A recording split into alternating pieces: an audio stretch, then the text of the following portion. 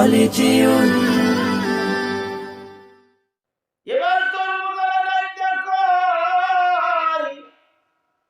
তোমরা যদি আমার কাছে কাজ করো তাহলে বেতন দিব। ফিরাউন চিন্তা করলো, এই বেটা তো এখন আমাদের কাজ করতে বলে, যদি কাজ না করলে তাই তো আমরা পেটের মধ্যে কোনো খাবার দিতে পারবো না।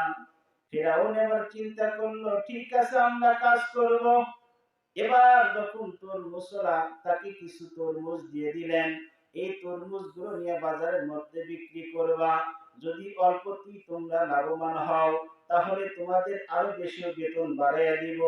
ফিরাউন এবার কি করলেন, কিছু তরমুজ নিয়ে যখন বাজারের মধ্যে বিক্রি করা শুরু করে দিল, যখন কিছু দিনের মধ্যে অনেক টাকা লাভবান হইলেন, এই টাকাগুলো নিয়ে তরমুজওয়ালার কাছে আসিয়া এবার ডাক্তার বলতেছেন, ভাই রে, এই নাও তোমার তরমুজ বিক্রি করিয়া আমি কিছু টাকা নিয়ে আসছি। এবার তরমুজওয়ালা কি করলেন, দেখলেন কয়েকদিনের মধ্যে অনেক টাকা লাভ করেছে, কয়েকদিনের মধ্যে অনেক টাকা লাভ করেছে। তরমুজওয়ালা ডাক্তার বললেন, তুমি যদি আরো বিক্রি করো তাহলে তোমার বেতনটা আরো দ্বিগুণ বাড়ায় দিব। এবার নমরুদ এবার কি করলেন, ফেরাউন আর হামান দুই বন্ধু শয়তান, কথা বলেন ঠিক না ঠিক? ফেরাউন এক শয়তান, হামান আর এক শয়তান। ভাই বন্ধু, এই ব্যবসাতে তো অনেক লাভবান হইছো, তাইলে এই কাজটা করি। ফেরাউন ডাকতে বলে, না রে না, আমাদের চিন্তা তো অনেক বড়, এই টাকা দিয়ে কোনো কাজ হবে না। ফেরাউনের চিন্তা যে এই টাকা দিয়ে কোনো কাজ হবে না, আরো বড় হওয়া লাগবে। এবারে চলে গেছে, যাইতে যাইতে যখন চলে গেছে, যখন সিরিয়ার মধ্যে চলে গেল, এবার যখন এই ফেরাউন আর হামান দুই বন্ধু যখন রওনা দিছে, এই দুই বন্ধু চিন্তা করলো, আমরা অল্পতেই অনেক টাকা লাভবান করতে হবে এবং আমাদের মিশন হলো খোদা হওয়া। নাউজুবিল্লাহ বলেন। ফেরাউন করলো যে আমার একটা চাকরি দেন, যদি এই চাকরিটা দেন তাইলে আমরা খুব উপকার হইতাম। ফেরাউনের কথা এবার সরকার বললেন, ঠিক আছে যাও, তোমার চাকরি দিয়ে দিলাম। কি চাকরি চাও? বলে আমি একটা চাকরি চাইবো যে শাহী কবরস্থান আছে, কবরস্থানের দারোয়ান। কি চাকরি নিবে? কবরস্থানের দারোয়ান। এবার ফিরাউন কবরস্থানের দারোয়ান গিরি করবে। সরকার ডাক দিয়ে বললেন, ঠিক আছে যাও যাও, তোমারে ওই শাহী কবরস্থানের আমি একটা পাহারাদার হিসাবে কবুল করে নিলাম, যাও তোমার চাকরি হয়ে গেছে। বন্ধু ছিল হামান, হামান এবার ডাক দিয়ে কয়, ও বন্ধুরে, তোমার চাকরি হয়ে গেল, এবার আমি কি করব? এবার হামান বললে, এই চাকরিটা তুমি পাইলে আমার কি লাভ? বলে আমি কাজ করব, তুই খালি বসে বসে দেখবি। এবার শয়তান বুদ্ধি দিয়ে দিল, ঠিক আছে আমরা দুইজন মিলে কাজ করব। শাহী কবরস্থানের দারোয়ান হয়ে গেলেন ফেরাউন, কথা বলেন ঠিক না ঠিক?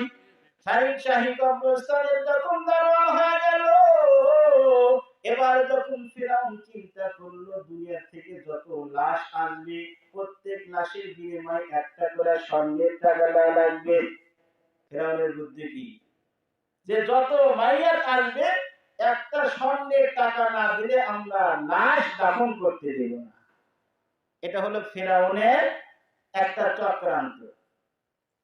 এবার যখন এরকম ভাবে যখন এই চিন্তা ভাবনা করলেন, তখন একটা ওই এলাকার মধ্যে মহামারী শুরু হয়ে গেল, শুধু মানুষ মরে আর মরে। তাতে ফেরাউন খুশি না বেজার? খুশি যে কামাইয়ের পর হয়ে যাইতেছে, যে যত মানুষ আসবে তত তত টাকা আমাদের লাভ হবে।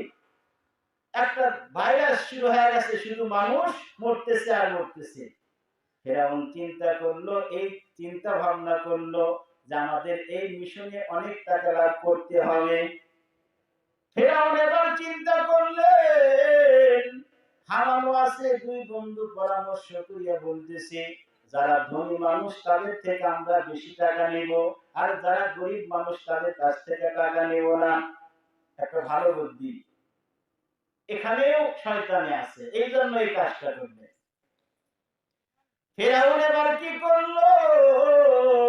ফেরাউন এবার চিন্তা করলো গরিবদের কাছ থেকে কোনো টাকা নেওয়া যাবে না, যারা গরিব মানুষ তাদের থেকে বেশি টাকা নিতে হবে। এরকম ভাবে যখন শাহী কবরস্থানে একটা করে মাইয়াত দাফন করতে চাই, তখন একটা করে টাকা নেয়। ইতিমধ্যে অনেক টাকা পয়সার মালিক হয়ে গেল ফেরাউন। আমারে বান্দা একটা বললে, বন্ধু তোমার তো মিশন সাকসেসফুল হয়ে যাইতেছে। এবার যদি বন্ধু তুমি এই টাকাগুলো নিয়ে যদি ইনকাম করতে চাও, তাইলে তো তোমার অনেক লাভবান হবে, অনেক টাকা হবে।